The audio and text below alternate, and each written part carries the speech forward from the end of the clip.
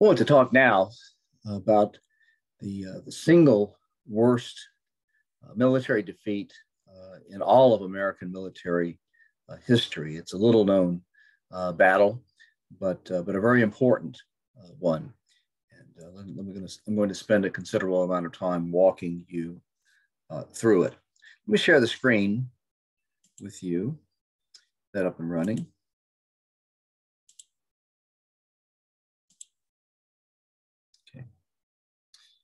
Now, this is Arthur St. Clair, the governor of the Northwest Territory, and he's the general who basically was defeated in the battle that I'm going to discuss.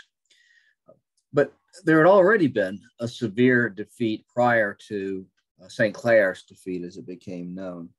In October 1790, General Joseph Harmer suffered a humiliating defeat in an attempt to attack the Native American village of Kinaqua, which is on the site of present-day Fort Wayne, Indiana. But this skirmish was minor and quickly forgotten, really forgotten because it was placed in the shadow of the defeat that I'm about to describe.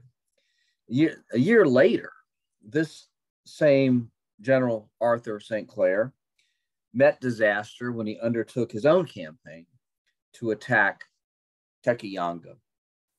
And again, measured in terms of the percentage of casualties out of the force engaged, it was the worst military defeat in American military history. A distinguished veteran of the War for American Independence, the 55-year-old St. Clair was then governor of the Northwest Territory, which consisted of present-day Ohio, Indiana, Illinois, Michigan, Wisconsin, and part of Minnesota.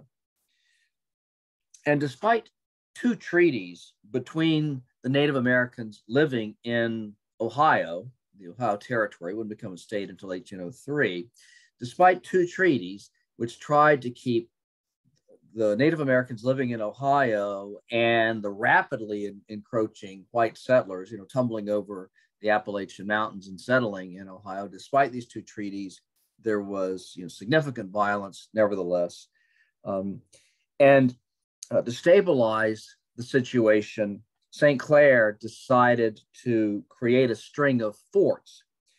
And the forts would be close to the border between present-day Ohio and Indiana, with the ultimate intention of reaching the village of Kinaqua, sort of building a string of forts all the way up there. His men left Fort Washington near Cincinnati on September 6th. They marched 20 miles in 2 days, and then they halted to construct their first fort, Fort Hamilton. Next, his army marched another 45 miles northward, where his men stopped to build Fort Jefferson. Now, facing St. Clair were two tough, experienced war chiefs, Mesha Kinaqua of the Miami tribe, known to the whites as Little Turtle, and Blue Jacket of the Shawnee. The picture of Little Turtle is drawn from life. The picture of Blue Jacket is pure conjecture and obviously romanticized.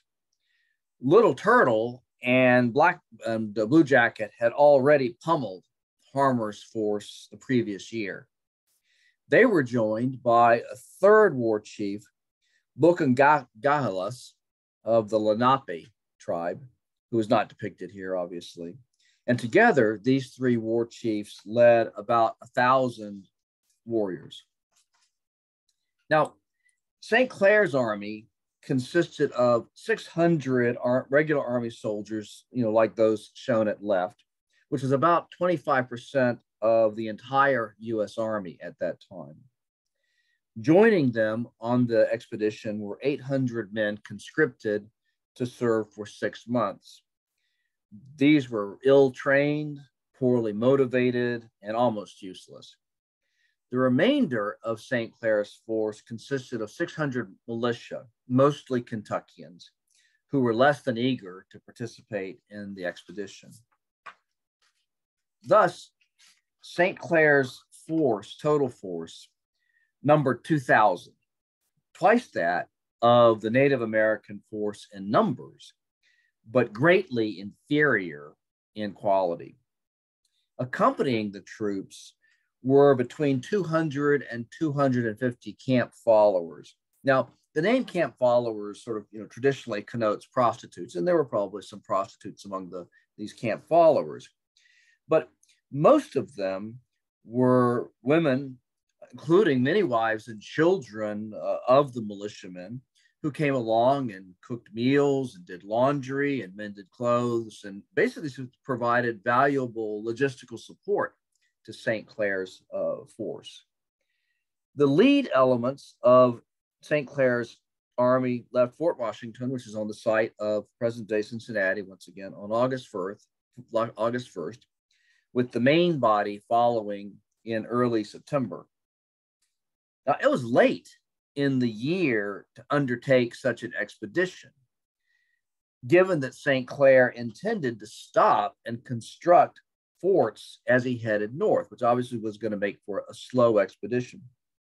And although the weather remained mostly temperate, by late October, the nights were becoming cool. And the soldiers suffered accordingly. Now, this was bad enough, but St. Clair's army hemorrhaged a steady stream of deserters. And by November 4th, the day that his army collided with the Miami, Shawnee, and Lenape warriors, his force numbered 920 troops in all, less than half the force that had left Fort Washington 2 months earlier. Now, as was his usual practice, St. Clair established encampments each night, much as the ancient Roman army had done in its expeditions against the Gauls and their Germanic tribes. In fact, there's evidence that American commanders had studied and emulated these Roman practices. But in St. Clair's case, there was a conspicuous exception to the Roman practice. He made no attempt to fortify these encampments.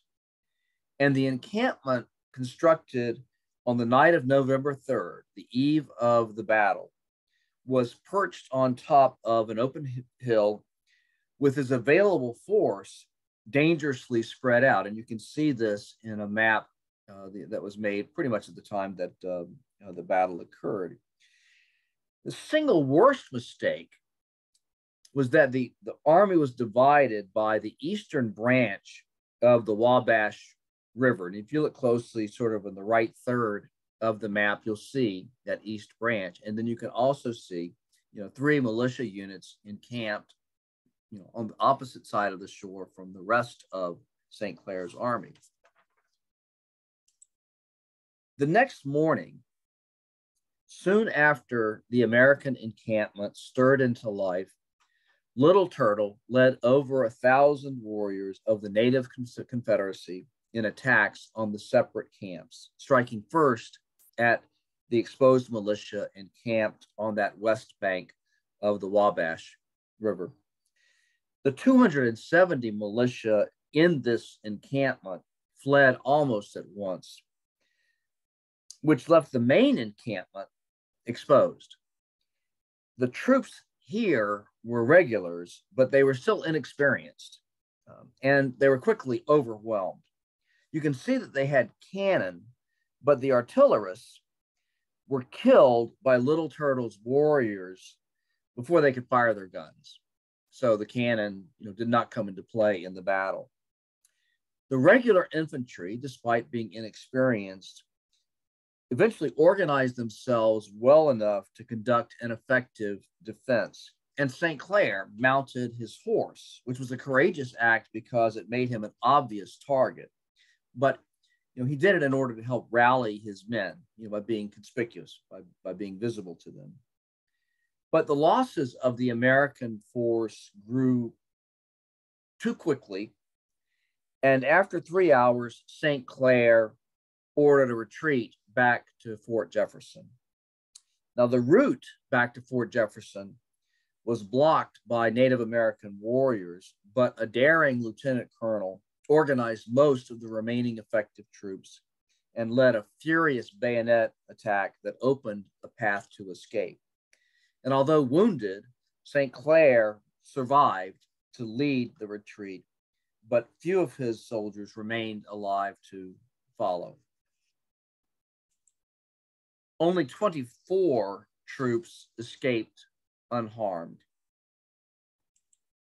Everyone else was either dead, wounded, or missing, a loss of 97%. Nearly all of the camp followers were unable to escape, and most of these were slaughtered by the Native American warriors. As for Native American losses, these were slight. Out of about 1,000 warriors engaged, just 21 were killed and 40 wounded, a loss percentage of just 5%. And an investigation of St. Clair's defeat, as it became commonly known, exonerated St. Clair, a seemingly astonishing outcome that was partly the result of the fact that a number of people on the investigating committee were cronies of St. Clair, and partly because the defeat was politically framed to make the case that the United States needed a larger army. Washington himself publicly called the defeat, quote, an unfortunate affair, but privately he was furious with St. Clair and forced him to resign from the army. Now, the fiction that St. Clair's defeat was the inevitable result of an army too weak for the task at hand paid off handsomely. In December 1791, Secretary of War Henry Knox recommended that the regular army be doubled in size to 5,168 troops who would be enlisted to serve for 3 years. And the pay for soldiers was liberally increased. That was Knox's recommendation, to attract these volunteers to serve.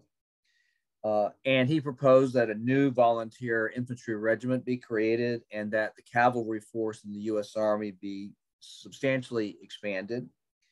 And he estimated that the cost of this expansion of the American Army was going to be well over $1 million, which was a staggering sum for that time. But Congress accepted the cost.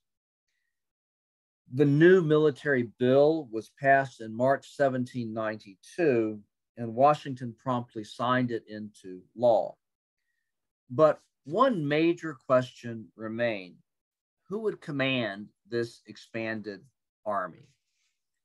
Washington sort of considered a number of possible choices, all of them distinguished veterans of the Revolutionary War. But ultimately, he settled on 47-year-old Anthony Wayne, a veteran of the Revolutionary War known as Mad Anthony, thanks to his notoriously bad temper. Wayne promptly went to work to build an army capable of defeating the Native Americans in the Old Northwest. The only question was, what form, what organization did this American army need to take in order to be equal to the task ahead of it?